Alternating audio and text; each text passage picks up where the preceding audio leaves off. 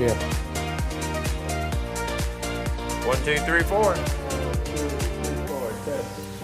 5, 6.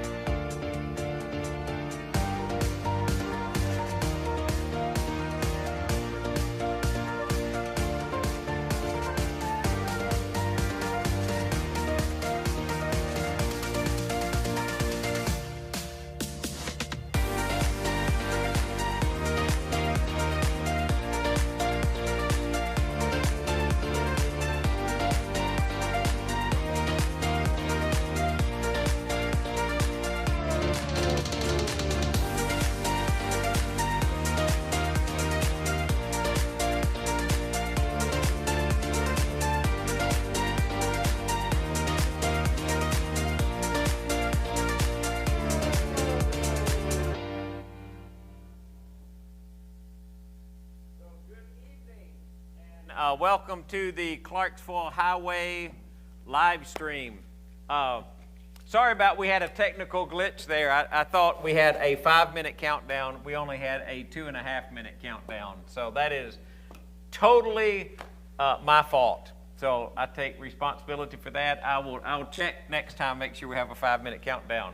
But so if you are used to seeing the 5-minute countdown and going and getting a bologna sandwich or something and then coming to listen to the live stream, you'll be late tonight. But glad you are tuning in. If you are watching, we are monitoring a chat on Facebook. We always do that. Jeff is monitoring the one at Clarksville Highway, and I am monitoring the one at Gospel Chariot. And we are also monitoring the YouTube chat. So if you put something on there, I think I can see that. I think what I'm finding out about the YouTube chat is I have to refresh the page to see a comment, which is a little bit annoying, honestly. So either we have something set wrong or we don't really know what we're doing with that. But anyway, if you got a comment, throw it out there. If you have my phone number, just send me a text. That will work much, much better because I will usually see that. And sometimes we don't see comments on Facebook and YouTube and all of those other. Or any particular questions you want to ask or any of questions. our guest tonight. Yeah, or any questions you want to ask. Our special guest tonight is Dennis Adcock. So wave at the camera, Dennis. Tell everybody hi. Hello. And we don't know which camera's on, so hi to whichever camera it is. And so glad to have Dennis with us tonight. We're doing a guest every week. And actually, I cannot tell you who the guest is next week because it was open on our schedule. So maybe, since we didn't get the live stream last week, maybe we can move Shaw to next week. So Shaw, if you're listening in, maybe you can move to next week. And if Jeff Butler's listening in, you didn't sign up for a date, so maybe you could come next week, you or Shaw one. And so we'll do that as we get all the elders in, just have a conversation with them. But tonight, we are talking about Passover again. And we have lots of notes. Look at all these notes we have.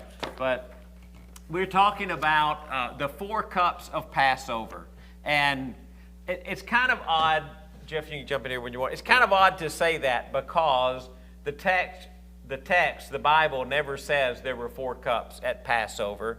In fact, in Exodus, in chapter 12, when it goes over the Passover, it doesn't mention any cups at all. Any cup?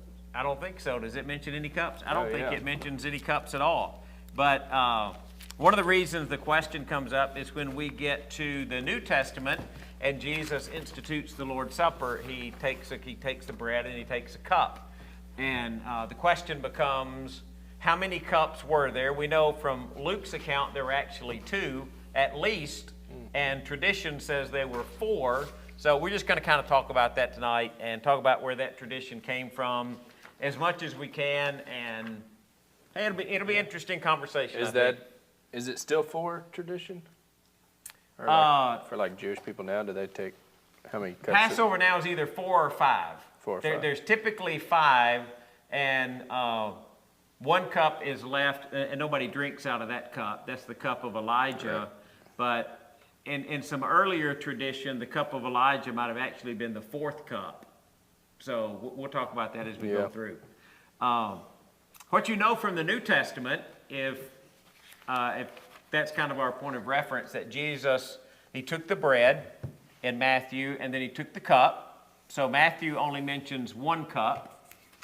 Mark only mentions 1 cup, that he took the bread and gave thanks and broke it, and then he took the cup. Luke mentions two cups.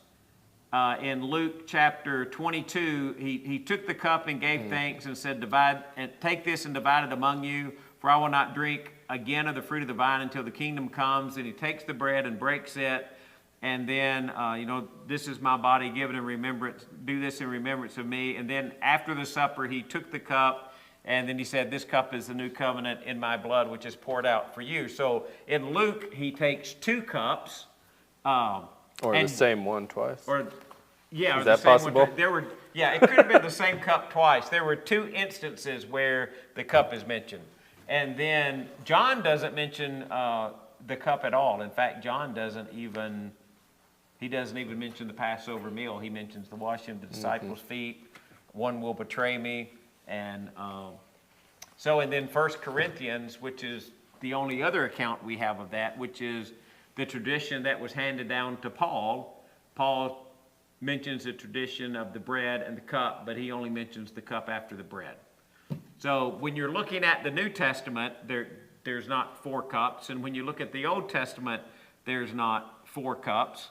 But in Jewish tradition, there are 4 cups, and it doesn't really mean that there wasn't 4 cups then either, though, right? Because maybe that was just a detail. They were like, well, everybody knows that. Yeah, we do 4 cups. We don't need to put that in there. He doesn't mention how many cups are on the table. They could have had 4, and there was no reason for. I mean, when you think about Matthew, Mark, and Luke, and the Lord's Supper, there was no reason for them to mention a bunch of different cups on the table.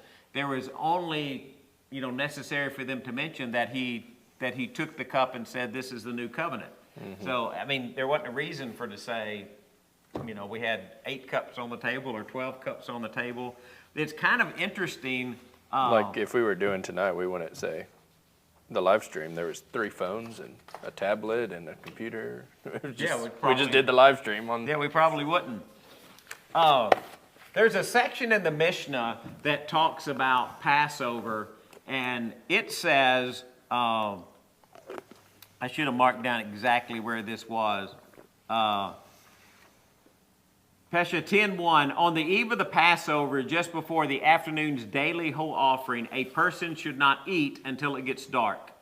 And even the poorest Israelite should not eat until he reclines at his table. But this is the part I wanted you to hear. And they should provide him with no fewer than 4 cups of wine, even if the funds come from public charity. So in the Mishnah, you were supposed to have 4 cups of wine, and each one has a meaning that we'll talk about. But that's a little, I want to be a little careful with that. Is that a good way to say that? So the Mishnah is composed around 200 AD in Palestine. You've also got the Jerusalem Talmud, which is about 350 AD, and the Babylonian Talmud, which they think was about 500 AD. So the Mishnah was the earliest one. And in the Mishnah, around 200 AD, you knew to take 4 cups of wine. Everybody's supposed to have 4 cups of wine. But Jesus' crucifixion would have been probably around 30 AD. So that's 150 to 170 years. And so if you think about traditions can change a lot in 150 years. I mean, looking back, that sounds like a really short period of time. But Jeff and I were talking about this, Dennis. Like I was trying to think about something that was in our culture, so I thought about Thanksgiving. Because everybody kind of has like Christmas and Thanksgiving traditions in America. Right. But in America, if you had a Thanksgiving tradition, and for example, say my family tradition, it's not really this way, but if it were, like you've got to eat before the football game comes on. So when the football game comes on, you got to be ready to watch the football game. Right. But if you went back 150 years, they wouldn't have any idea what that tradition was about. Right. Because there's no football game, and there's no television to watch it on. Or what could, don't carve it with an electric knife or something. Yeah. I don't know. You can have a change of tradition. Now it's, a lot of people want to deep fry the turkey or particular way to cook the turkey or something like that. Yeah. Which probably was different 150 years ago. Yeah, probably so. Maybe what we would say is maybe their tradition was they cut the wood for the Thanksgiving fire the day before. But we don't cut wood for the Thanksgiving fire, to cook the turkey over. Or this young couple that always cut the end off of the roast, Yeah. or the turkey, whatever, the roast. It was, they've done it for years, and the reason why was because that's the way it had to fit Grandma's pot. Yeah, Grandma's pan was too short for the thing to fit in. So it just kept passed down from generation to generation. But the reason I brought the Mishnah up is it talks about the 4 cups and when you're supposed to take each one of the cup and what it means. And so I just thought we'd kind of go through that. Here's the question that was kind of asked of me by a couple of people. If there were 4 cups, what would it mean if Jesus had used one of those 4? And so even the origin of the 4 cups is a little cloudy. It's a little cloudy. Some people think it was because there are 4 blessings in Exodus. I wrote those down somewhere. Yeah. So I will take you out, I will deliver you, I will redeem you, and I will acquire you. So they think that the 4 cups relate to those 4 promises of God. But even with that, with the rabbis, there is a debate of it between 4 or 5, because there's also a promise that says, I will bring you into the land. So some rabbis said there's supposed to be 4 cups, and some said there's supposed to be 5 cups because there are 5 promises. But again, the Old Testament or New Testament doesn't specify anything about the number of cups that you are supposed to have. Some of the matriarchs. Yeah. Patriarchs. Some was from the patriarchs. Travis sent this in as well. One rabbi said that the 4 cups were the 4 worlds: this world, the Messianic age, the world of the revival of the dead, and the world to come. But he died about 1797 AD. So, he's way past Passover. That would have been, they would have had to pass that down for, 1,700 years if that were true. Some people connect it to the 4 matriarchs: Sarah, Rebecca, Rachel, and Leah. And then they're in a traditional Jewish Passover, there are 3 pieces of unleavened bread, and those are Abraham, Isaac, and Jacob. But again, the text doesn't specify that out. And then one rabbi, it was the 4 historical redemptions of the Jewish people: the choosing of Abraham, the exodus from Egypt, the survival of the Jewish people from exile, and the 4th, which will happen at the end of the days. And Travis also sent another one in I thought was really interesting. And I've never read this. This was a new one to me. That there is a Roman custom that you drink a cup for every letter in the name of the host. And so since... That's my favorite one. That's your favorite one? Well, Seems like an since interesting the Hebrew idea. word for the personal name of God has 4 letters, some people think that it was to represent those 4 letters. But that seems kind of a stretch. But I guess Yeah. you want to, if you did That's that, why you it's don't kind have of a funny long to me, I name. guess. I don't know. But so what they say is the first in the Mishnah, it says, and I thought this was really interesting, when they have mixed the first cup of wine. So I had to look that up. How do you mix a cup of wine? Got any guesses? I've already looked up the answer, so I know. Yeah, I've kind of looked at it too. Some you would water it down with something. Yeah, it is. It's watered down with water. Yeah. So you would, it's watered down with water. You would always add water to it. And there are some traditions and some about how much, it doesn't really specify how much water you're supposed to put in it, but you put water in it to dilute it, to cut down the alcoholic content, I guess. Just cause? Just to cut it down? Good question, I don't know. Did they always Yeah. mix wine? Like for anything they used it for, or Well- just for Passover? I'm kind of thinking of the wedding that Jesus was in Canaan, that, you know, he said the best to the last was Yeah. the other watered down at first. Yeah, that has to do with the age of the wine. There are a couple of things that I read historically about that. Josephus, he wrote something one time. I think he had 6 times. If you didn't water it 6 to 1, then you were a barbarian. But I mean, again, I don't know. That's but they did mix it with water.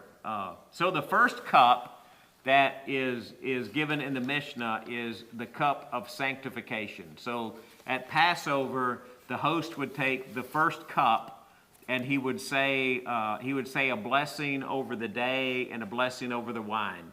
And the rabbis would argue about whether you prayed for the wine first and the day first and then the wine, or the wine first and then the day.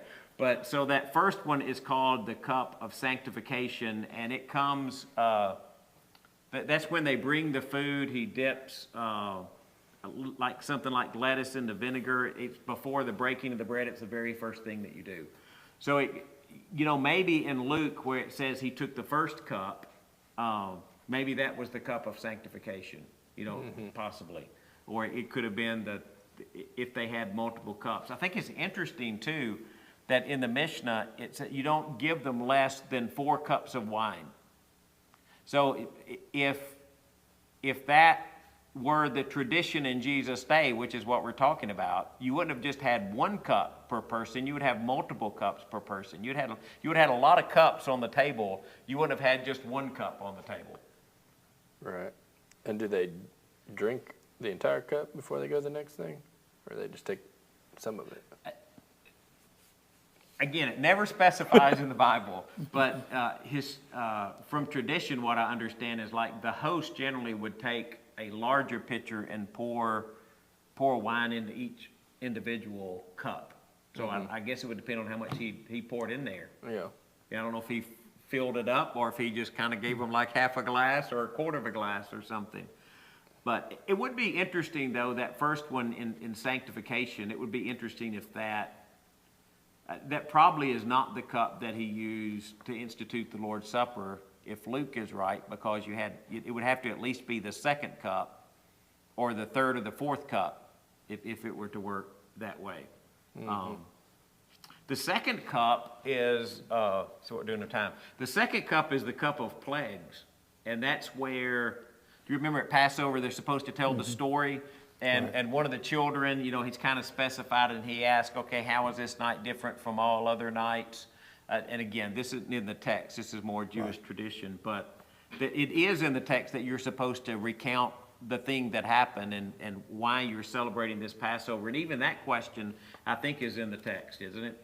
Why is this night different from all other nights? That's part of the instruction of the Passover. So then he gives the story of the Passover, and in telling the story of the Passover, he tells the story about the 10 plagues. Right. Mm. And so this is called the cup of plagues. I was looking to see if we got any comments that I need to. Nope. And that would be kind of interesting, Dennis, because you think about the cup of plagues, and you think about God rescuing the people, and then I kind of relate that back to you look at our lives and what God rescues us from, and you had the plagues in Egypt. We've all probably kind of self-generated plagues in our own life through time, but it could have been that cup, which would have been the cup of plagues. The third cup that he takes. So the second one, they're just kind of recounting the story, understanding it. Kids are asking questions. Yeah, and it stuff. said they mixed from a second cup of wine, and here the son. This is from the Mishnah, and here the son asked his father questions, but if the son has not got the intelligence to do so, the father teaches him to act by pointing out, how is this night different from all other nights?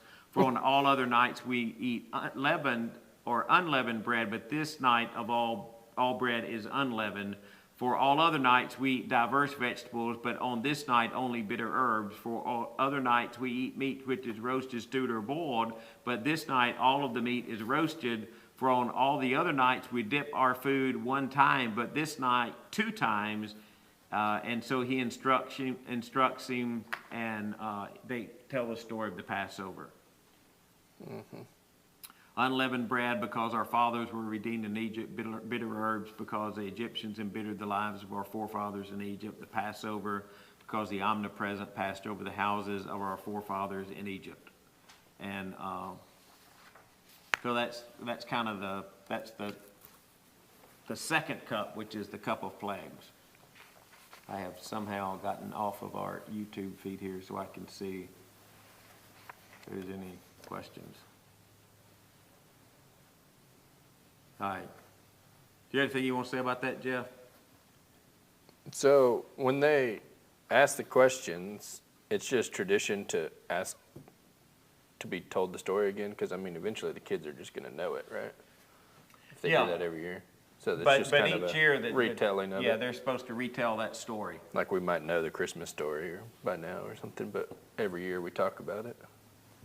Yeah, but each year, I mean, they needed that story to, And a reminder, I guess, for the younger Right. kids that are there too. well, what was going on there? Got my iPad on the wrong Makes spot. sense. So this is not actually found in the scriptures. though. Right. Again, Just wanna the only thing it says reemphasize in the that. scripture is in Exodus, it doesn't mention cups at all. Right. And then at the Passover, and we're going to talk in a couple of weeks, by the way, if the meal that we're talking about was really even a Passover meal and what day it would have been on. But but in the New Testament, it mentions 2 cups. So the question kind of becomes, were there multiple cups and how did they work? And it was, I mean, by early 200, and even before that, if the Mishnah was written about 200, it was a tradition to have 4 cups, and they very easily could have. Right. You know, it just, you can't be too dogmatic about it and say, yeah, they had 4 cups. So the third cup was, it's actually called the cup of redemption and the cup of blessing, and it's where he actually gives a blessing for the food with the third cup, and they mix the third cup for him, and he says a blessing for his food. But it would be interesting, knowing that cup was called the cup of redemption, if that's the cup that Jesus used to institute the Lord's Supper, since he was coming to redeem the people. I mean, if it was the cup of redemption and you were emphasizing redemption at that cup, and Jesus picked it up and said, this is the new covenant of my blood, which is poured out. I mean, I think that would have really- made a huge... I'd hammer the point home for Yeah, sure. I mean, if you're one of the Big disciples, statement. I think it should have hammered the point on if they got It's that. a light So- bulb right there. Like, Yeah. Okay. So, I mean, I kind of personally think it was this third cup. Some people think it was the fourth cup, and I'm okay with that too, because I don't even know that there were 4 cups. But I think it was probably this third cup, which is the cup of redemption. And, you know, some people relate the cups to the 4 blessings. So if that were the case, this third blessing is, I will redeem you. So if the first cup was I will take you out, and the second cup was I will deliver you, and Jesus uses that one when he says, take this and divide it among yourselves. And then the third cup, which is called the cup of redemption, if it went with that third blessing, which is I will redeem you, then it really has a pretty interesting connection. Now, one of the reasons I think that, and this is really thin, okay? This is really thin, but it goes back to, it's back to something that Paul wrote. When Paul was giving, in 1 Corinthians 11, I don't think I wrote this down anywhere, but in 1 Corinthians 11, should have had my Bible opener there, so I wasn't very prepared, was I? It's all right. It said, and for I received from the Lord what I also delivered to you. This is 11:23. that the Lord Jesus on the night when he was betrayed took the bread, and when he had given thanks, he broke it and said, "This is my body, which is for you. Do this in remembrance of me." In the same way, he also took the cup after supper, saying, "This cup is the new covenant in my blood. Do this as often as you drink it in remembrance of me." And then there is another place where he calls that, where Paul calls that the cup of blessing. So, you know, if it were a cup of blessing, and that's the way it was referred to, that to me that kind of goes with that idea of the blessing that goes with that. Yeah. So anyway, so the third cup was a cup of blessing. Then there was a fourth cup, which is it's called the Hallel cup, which after that you would sing a hymn. And so it could have been the fourth cup, because I think in, is it Luke?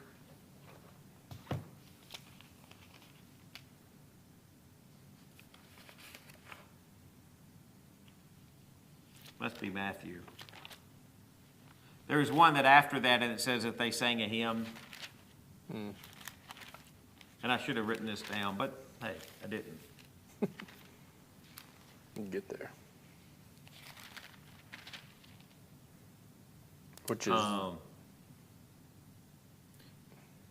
And when they had sung a hymn, they went out to the Mount of Olives. So this is after the institution of the Lord's Supper in Matthew 26. And when they had sung a hymn, they went out to the Mount of Olives. So, you know, is that... and that's the same word for like hallelujah. Yeah.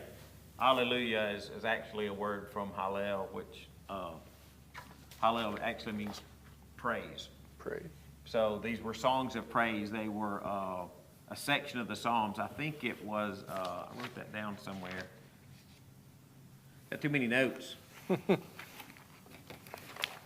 Anybody know which Psalms were the, Oh yeah. I Psalm saw 113 to 118 are the ones. So the first one, the first cup is called like the Kadush, or it's the cup of sanctification.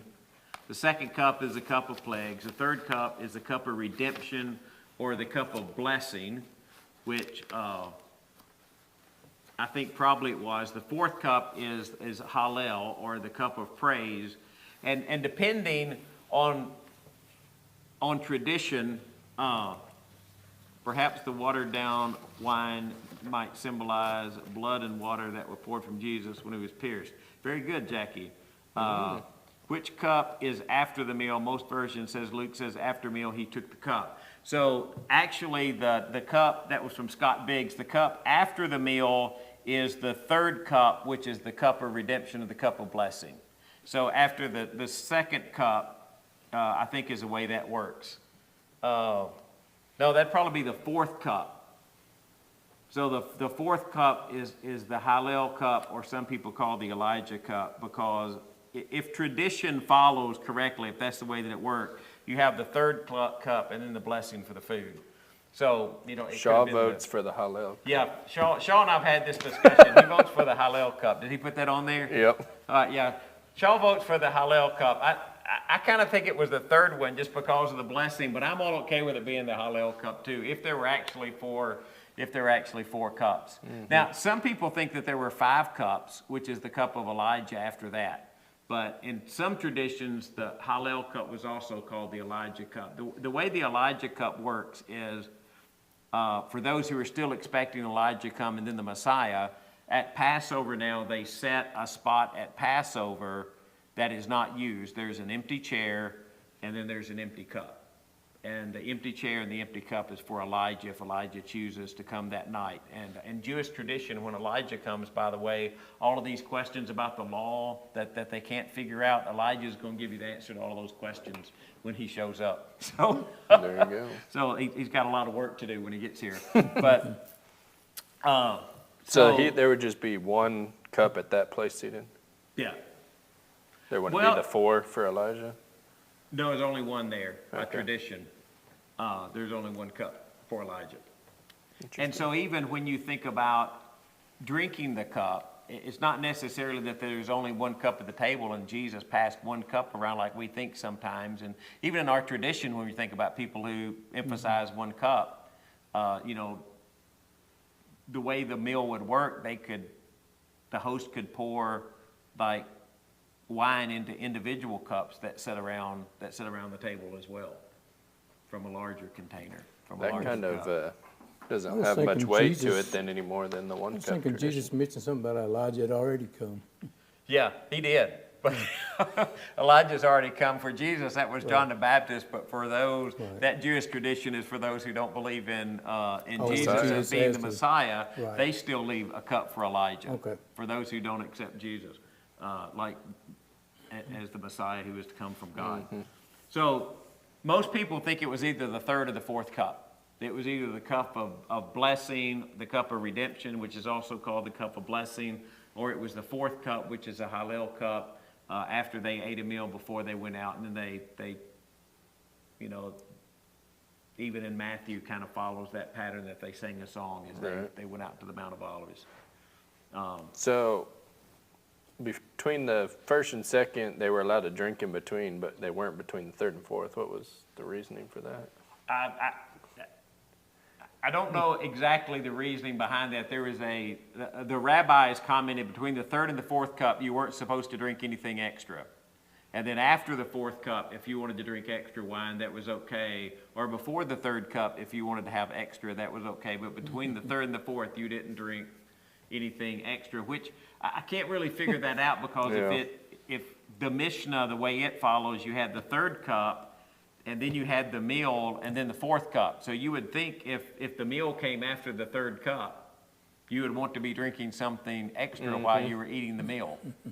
But, You there can't- was you one can't thing cleanse that I your read palate that they from all that actually stuff. brought the meal after the second cup, So, and then you said the blessing for the meal after the meal was done. So that's why it's a little ambiguous about which cup Jesus would have used. I think whichever cup Jesus used, I mean, whether it is the cup of sanctification or the cup of blessing, which Jesus came to bless us by sanctifying us, which has incredible significance if it was that cup, or if it was the Hallel cup, which was the cup of praise, how Jesus come into the world, how You can his see all of them. sacrifice allows us to praise him because of the forgiveness and the hope that we have. You could see where it could be any of those, really. Yeah. Because they all have meaning. Yeah, and then there was one who I read, and he really thought that he took Elijah's cup, and that's a possibility, but there's some confusion about whether Elijah's cup is the fourth cup or a different cup. If there was a tradition that there is a fifth cup, I mean, just for the sake of argument, if there is a tradition that there is a fifth cup in Jesus' day that was left for Elijah, and nobody drank from that cup because they're waiting for Elijah, and then Jesus picked that cup up and used that cup, that would have really been a shocker. But I don't know if that tradition was established that early or not. And again, it's all kind of, if you're listening to this, all of that is conjecture, because the only thing you know for sure is that Jesus at least made comments twice when he had a cup. And whether it followed that Jewish tradition or not, I have no idea. But it's kind of an interesting discussion. It's kind of interesting to look at. Yeah. I think you don't escape the symbolism of the Passover of the blood on the cross and the Passover lamb, which Paul says Jesus is our Passover lamb, and the blood of the lamb sacrificed in the new covenant in his body that was given on the cross for our sins. Just don't, whichever cup you think it might have been, whether it was the third cup, the cup of praise or redemption, or it was Shaw's Hallel cup, which was the fourth cup, or the guy who thought it was the fifth cup of Elijah, it doesn't matter which of those cups it was really. Just keep in mind what it meant for Jesus to give us a new covenant in his blood that changed the history of mankind and our relationship to God. It's just kind of fun to think about, but Yeah, what we do know is right. When the you get into importance of things like Jesus this, as a sacrifice. yeah. When you get into things like this, Jeff, I like to think about them, and you say, Yeah. okay, here are all the different possibilities, but you don't really know it's great that there are possibilities and it's fun to think about and it's fun to talk about, but don't get so caught up in trying to figure out exactly which one that it was that we missed the reason for Jesus' sacrifice and what it meant. Makes me think of Marvel's doing something like that now, where I think there's a series called What If, like what if this happened or this happened Yeah. instead, and they're like doing these different scenarios of stuff. But you know, the importance of this is, like you said, Jesus, rather than all the potential scenarios, rabbit trails we can go down. Right. Right, I was gonna look see if there's anything else in my notes that I missed. I usually don't have this many notes, but I have a lot tonight.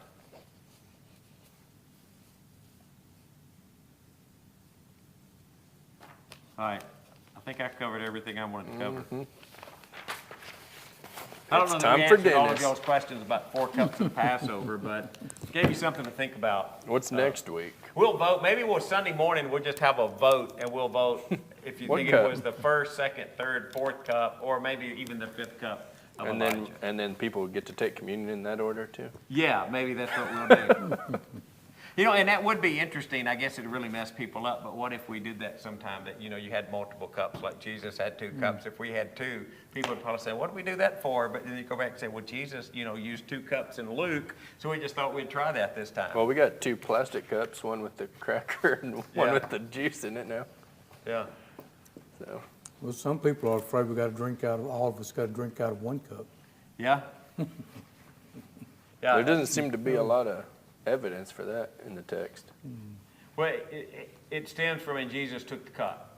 You know, so the idea there is that he passed 1 cup and everybody drank out of the same cup. But I think that's probably being a little more specific with the text than it was intended to be. I mean, Jesus could have taken 1 cup and everybody else could have had a cup that was already there, or he could have poured into individual cups. I mean, I'm pretty sure that in the Passover meal that everybody didn't use the same cup the whole Passover meal. So I think probably everybody had an individual cup. It's like passing the pitcher of tea or something around. Yeah, yeah. Well, in fact, in some studies, it talked about like the host would have a bigger container, which would be and it would actually be more like a cup, and it would be larger, and he would pour into individual cups around the table as he served. So, I mean, again, there's a lot of conjecture in that of trying to figure out how all that fits together. And then when you look, again, at what is actually in the text, a lot of the tradition that we're talking about is not in the text itself.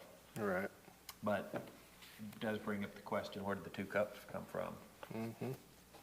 What's our topic next week with Passover? When, was it actually, oh no, next week, we were going, just to kind of take a modern Passover plate and talk about what each thing represent. And just kind of, Cool. it's more about tradition, again, not, You have to come back for that next week. Yeah. Tune in. But now we're, but now we're gonna On to talk about Dennis. Dennis.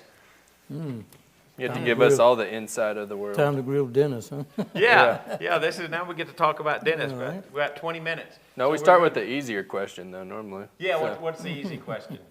I would say, what's your favorite book of the Bible? Is that the first one? Is that the easy Book of one? The Bible. That or your favorite restaurant or something? Oh yeah, you want just a, Favorite book of the Bible, we'll We go can with do that. favorite We'll book of the stay Bible. biblical. Probably got 2. I like Isaiah and I like Psalms. You know, of course, a lot of people love Psalms, you know, because of all the Psalms. Yeah. Do you ever make up a tune with one of them? You just kind of come up with a Dennis Adcock tune that goes with one of the songs and you sing it? No, but there are songs that people Yeah. have made songs from. I Yeah. sing them some, but I'm not a songwriter. Okay. I'm just kind of, I've never done that either, but I just thought, But- if you're reading Psalms, But no, I've not made up any of my own, but well, I just thought you might take one of David's Psalms and just put a catchy little tune to it. so. Okay. So why Isaiah? Any particular reason? Well, Psalms is one of my favorite ones. Yeah. But I do like Isaiah. I think it's 40:31. Yeah. Talk about those who wait on the Lord, their strength shall be renewed. I think Isaiah is, man, this is a whole different discussion sometime, but I think Isaiah is really important to give you a foundation for Revelation. We need to have a class on that sometime, but the whole idea of redemption and God's rescue, all of that, I think they fit very much hand in hand together. I think Isaiah is one of the keys to understanding Revelation. And I guess Acts is one of my favorite ones. As you go through and look at all the Acts of the apostles, the beginning of the early church, all the miracles, I just really like the book of Acts. Okay. Well, you've got a good history with the book of Acts here. Yeah, I mean, most of the kids who grew up here, like I know Houston and Rye both went through, you and Kent taught Acts and, We called it the Gospels. It was The the Gospels. Life of Christ is what we called it. yeah, Once we correlated all the Gospels, looking at Jesus' life from his birth all the way through his crucifixion and Yeah. resurrection. So, because you had the life of Christ and then you had Acts. right. Yeah, I think like Houston and Michael Albright went through that like three or Yep, four, yep. at least twice, I think. They got, every time they got ready to, and you always took them on a trip. Yeah, I Remember, we enjoyed went that to little Gun class. City. Yep. Was it Gun City? Is Yeah, that it was the name Gun of that City, place? yeah. That was Yeah. probably one of the more enjoyable trips. All the other kids that was there seemed like well behaved, and we brought a bus load up there. And they all bought pop guns, and was out in the streets, behind the fence posts, Yeah. shooting at each other, and And you used that to was take David. them to Ruby, was it Ruby Falls? a lot of times it was, well, we went to Ruby Falls, Rock Mountain, Rock City, I mean. Yeah, Rock City, that's what it Science was. Museum, they loved that, and Yeah. Max. So, yeah, we usually try to plan a couple trips a year, twice, maybe, for that age group. Yeah, I remember going to Rock City with you and Gun City, but I remember, like, when the boys were in that class, you always went on a trip. Every yeah. year, that fifth fun. and sixth grade class went on a cool trip. And I Oh, got I'm to sure tag- they I got loved to that. tag along a couple of times because I was a yeah. parent. It's pretty neat. Yeah. So how long did you teach that class? Probably about 20 years. I don't know exactly. Probably Yeah. about 20 years, though. Wow. So, really enjoyed it. Well, you can, After about Had a real good 4 or friend, 5 Gary years, Lee, you that probably also just- helped us. Who Helped did? us- Gary Lee. Gary Lee? He's very instrumental about getting everything started. And, Okay. you could teach in your sleep now, huh? now, I lost a little memory during cancer. That's right. That was a hilarious experience, but anyway. Yeah. How many years ago was that? That's been several years ago. when you- 2009, so, Yeah. so, Yeah, I remember it 13. wasn't long after I had come here that so. you dealt with that. Because I remember it kind of like, you might want to talk about this, but it like came on like really quickly. Oh, 'cause yeah, I it remember was- going yeah. to see you in the hospital. It was It's about like they 3 didn't really months, know and what Yeah, happened. I had a real aggressive type cancer Yeah, that I started losing a lot of weight, of course. But it was so aggressive that basically I done blood work on Thursday, put me in the hospital on Friday, had chemo by Tuesday. Yeah, that's So what it I was a pretty remember. aggressive treatment, you know. yeah. Yeah, I remember you, like, all of a sudden, it was like a Thursday or Friday, you were in the hospital and Right. they were trying to figure out what was wrong with you. But hey, God blessed you. Oh, you yeah, know? oh, yeah. You know, so that's, So, Were you an elder at that time already? was I not at that time? I don't Well- think I was at that time. oh. I think it came on, no, I'm pretty sure it wasn't. No, that was after that. Yeah, I it was was trying to after think who that. the older, when I first came here, it was Mr. Joe, Mr. Robert, Reggie, Kent. Was that it? Dennis Williams. Yeah, I knew there were 5, so it was those 5. So Right. you became an elder when at Later the same on. time that I did. Yes, Me and you and Shaw and Jeff Butler and Jeff Goldtrap right. and guess that was it. Seems like, seems like there was one more. Okay. Mm-hmm. And I don't remember what year that was. I can't I don't remember what year remember. we became elders. We probably should have written that down somewhere, but I didn't. I don't have any idea. But, It was after the flood, I can tell you that. yeah, Like from Noah's flood? No, not Noah's flood. The Ashland City flood. The 100-year flood. After the flood. But it was after that that all of that happened.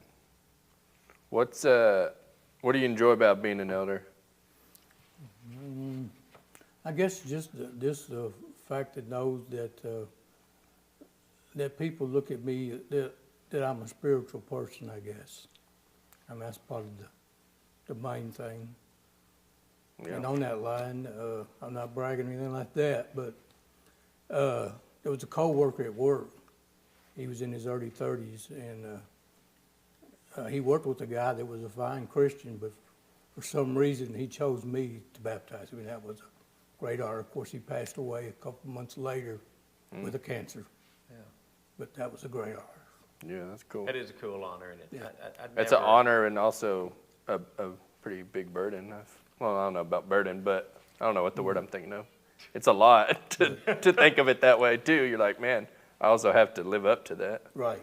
spiritualness level, I guess. Yeah. I can't think of the word. Burden was a good word. Burden. You know? Burden seems bad. Yeah. It's not a bad word. I kind of like it. That was pretty cool, I thought. You know, because there is, I mean, serving as an elder, and I mean, Dennis, I think would say, I mean, it's a privilege, but you also understand there's a huge amount of responsibility that comes with that. Oh, yeah, I get a lot of questions that a lot of times I can't answer, you know. So how did you get to Clarksville Highway? Did you my- always come here? No, my wife, Carmen, Okay, she came here. She came to Georgia, and then she moved to here. They moved around, her family moved around a lot in this area. okay.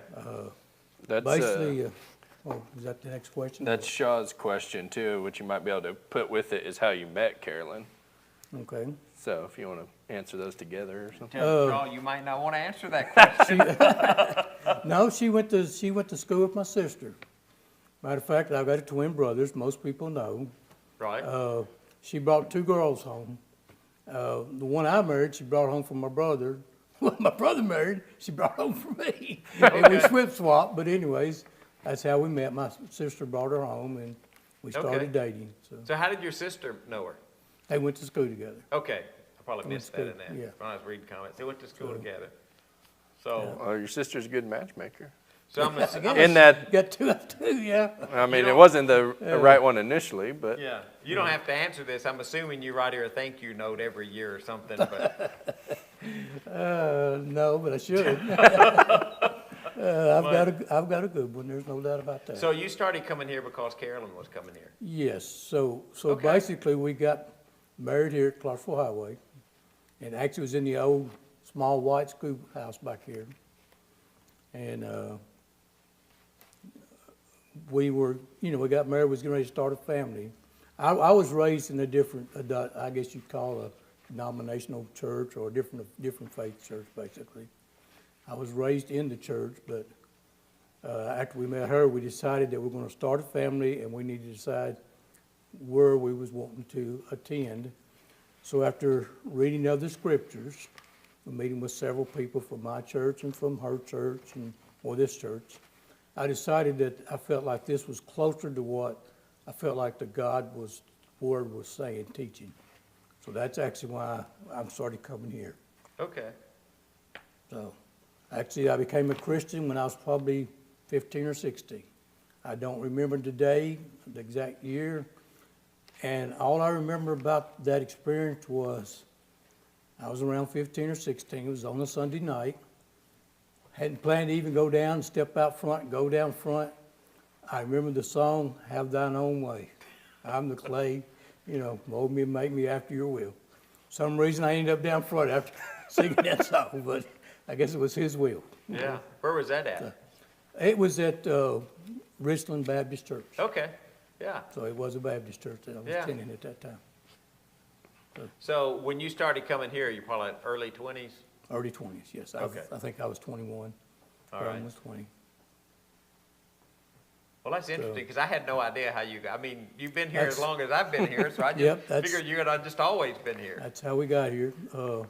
The church was so small, we couldn't have a reception there, so Gloria Chambliss had a reception for us in her house, took care of everything. Okay. it's pretty cool. I still have books in my office that Miss Gloria gave me to read. That I finished most of them. I think there's one that I haven't read yet, but, So that's how we made it here. okay. Well, that's really interesting. Very good. You got another one? Oh, we've always got questions. I was going to see if anybody else had one out here. And while he's looking at that, I have a twin brother. I had a set of twins, And one of my sons that wasn't a twin had a set of twins. So we have a lot of twins in the family. Yeah. On my dad's side, there's just a lot of twins. I couldn't even name them all. Wow. Pretty so many. interesting.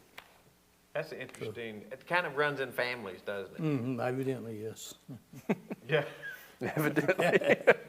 So, We don't have very many twins in my family. Me neither. So who was kind of instrumental in your faith too? You growing in your faith and I guess things my like that. dad, basically. I mean, we were close. He died when I was 40. Died of a cancer. yeah. And you were really close to him? Yes, I was pretty close to my dad. So, I saw your brother, not long ago, and I didn't really realize he was your brother until somebody said, hey, there's Dennis's brother. When I looked at him, I thought, oh yeah, that's Yeah. Dennis's brother. Yeah, when we were younger, we looked more alike. Of course, Mom dressed us alike. We were identical twins, basically. But we changed features as we got older. Yeah. So basically have 2 brothers and 3 sisters. Very good. Anybody besides your dad that was pretty influential in your faith? No, probably not. I mean, just Okay. when I got to the age, I just knew that Jesus was Christ. You know, He was the God's Son. Yeah. That's good. And You got any advice for people? If you were going to give somebody some spiritual advice, what do you think you would give them? to just keep trusting and believing in Jesus. It's like Houston said a couple of weeks ago, there's ups, there's downs. Yeah. And I guess pretty much all my life, I've gave my life to Jesus and trusted in Him during everything. Right. Right. Well, he's blessed you in a lot of ways, hasn't he? Oh, yes. Oh, Taken yes. care I of can- you. Ups have been a lot better than downs. Yeah, but I mean, a lot of people don't realize it is. It's there are peaks and valleys, and if you didn't, sometimes it's just a struggle. And I know you've been through several different things. Right. I mean, it's just kind of like after the cancer. I had so many examples before that, but after medical insurance paid their part, I was left with $100,000. But gave it to God, and He's took care of it. Yeah, it's good testimony, Dennis. It's good just to know that people trust in God, that He'll bless them and honor that. One thing I remember about your cancer is,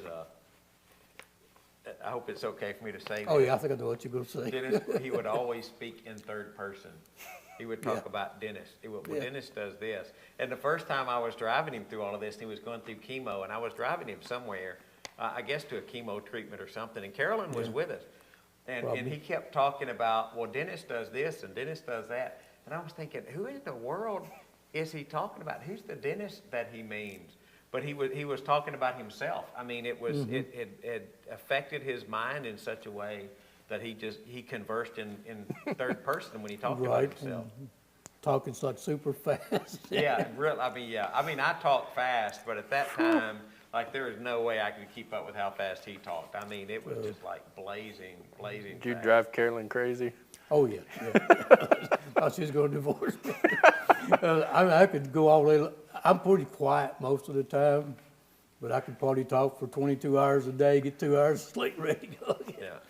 I had her up at 2 or 3 o'clock in the morning looking at business contracts.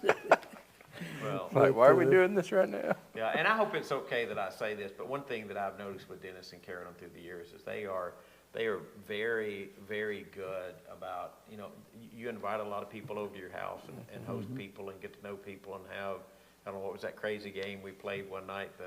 It was probably hand Card and foot, game. probably, but It was, No, card No, Nasta or no, a hand and foot one, probably. no, it wasn't hand and foot, it was something Canasta. about a car. You were in a race. Oh, okay, Millieborn. Milliborn, yeah. Yeah. Yeah, and I was like, I didn't even know what it was. It was like some French game or something. I was like, I didn't even know what I was doing. Obviously didn't win. But just, very good about being hospitable and inviting Yeah. people over and spending time with people. And that's been a great blessing for people through the years, Dennis. And I know a lot of people at Clarksville Highway who really appreciate that. And I guess the other advice that I would probably give is don't assume something. Always go to that person, whatever, and find out, because a lot of times we look at a book and judge it by its cover. And when you get into it, it's nothing like what the cover was. So a lot of times we prejudge people, and it's nothing the way they feel in their heart at all. A lot of times it's just simply, you just have to ask, don't you? Yep. And in relationships, like I said, keep communications open, because it can easily be misunderstood. Me and Cullen hadn't had many fights at all, hardly. But I know at one time, her mom was with her, and she thought that I didn't like it because her mom and her brothers and sisters was living with us. But that wasn't the issue at all. I had no problem. That's good advice. Good advice. Got any other questions? Trying to think of all the ones we asked I other think people. that- Is that all of them? I think that's pretty much the one. And we that do enjoy having fellowship, because I think that's part of Yeah. Christian growth. It's, it's mentioned in Acts 2, 42, 44, something like that. And 42, speaking I of guess. that, I'm gonna remind people, small group survey. Hey, Reggie, I think there's a slide for that. If you haven't done the small group, and that's one of the reasons we're looking at small groups is, with the way things have worked with COVID, and we kind of have Sunday morning, and that's a little different than what Clarksville Highway has been in the past, because we have been a very close fellowship, stay together, eat together, spend time together kind of church, and now we're trying to figure some of that back out. And so we're looking at the possibility of doing small groups again. So there is a QR code right there, so if you'll scan that on your computer screen or whatever you have. We've had pretty good response too, by the way. A lot of people have filled I was that gonna out. say, it seemed like a lot of people So- stayed and So, did it yeah. on Sunday. So, and if you can't use that QR code, look at your bulletin from Sunday, and I should put a link on the website to it too. But please fill that out for the small group survey, so Fred can tally all of that up. We can see So- what it says. One comment when I went through cancer that, with me, I don't know, I guess because the joy of knowing that you could go to heaven, I was never really worried during any of it. Actually, I was upbeat, and I guess it had to do with the medicine, I guess. 'Cause I know the little girl that came in to do the blood work, she, after 3 or 4 times, she's like, I have never seen anybody so joyous and upbeat with cancer. I said, well, I know where I'm going, you know what I mean? But the first time I went to the only college, of course, I had the treatment in the hospital, and that came to the only college the next Friday. And I'm sitting in there, and he asked me, he says, have you ever been in a mental institute? I look at him, of course, I'm talking 100 miles an hour, I'm speeding up, I'm slowing down, and third person. And I'm like, no, I've never been. So 5 minutes later, he looks at Carol and said, well, it's not the medicine causing it. He's never been in a mental institute. Of course, she's like, no, And he's looking at all of his test work. Well, it doesn't show that much in the bone marrow. He's like, I've seen it go to the brain before, so I'm here thinking that crazy, So we get out of his office, because I had more questions asked. He said, well, you've wore me out in 15 minutes. I just can't answer any more questions. I got other patients to see. So we left his office, going to the front desk to set up for the next appointment. As we're walking up there, I tell Karen, I said, well, I'm going back to the oncologist I had in the hospital. She said, well, okay. So we get to the front desk, and my doctor at that time's name was Jesus. Of course, you know how Jesus is spelled. Right. I seen his card finally. It's spelled Jesus. So I'm like, I'll keep him.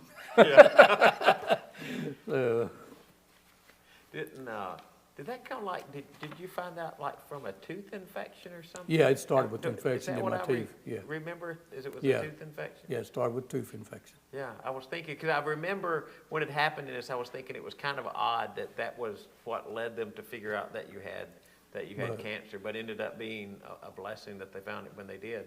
Yes, it was 4 stages lymphoma. Of course, there's not a 5th stage. Right. So it was kind of like quick. Well, like I said, they put me in the hospital, found it Thursday, put me in the hospital Friday, done a biopsy Saturday, done treatment Tuesday. So it was, because it was going to reproduce that Thursday. Mine was every 3 weeks is what my reproducement was. Wow, But- that's crazy. Well, we're glad to have you still, and Oh, yeah. God had something in glad mind you're for serving me. as an elder here, and Yeah. All right, hey, blessing to our church. So. So thanks for tuning in to the live stream. Hope you enjoyed that. And I can't tell you who the guest is next week because I don't know, but we will have a guest next week if I have to go recruit one. And hey, just thanks for tuning in and Yeah. have a good evening. And thanks, Dennis, for coming and answering questions and sharing his life with us. So, Thank you. Thank y'all. so good night. Have a good one.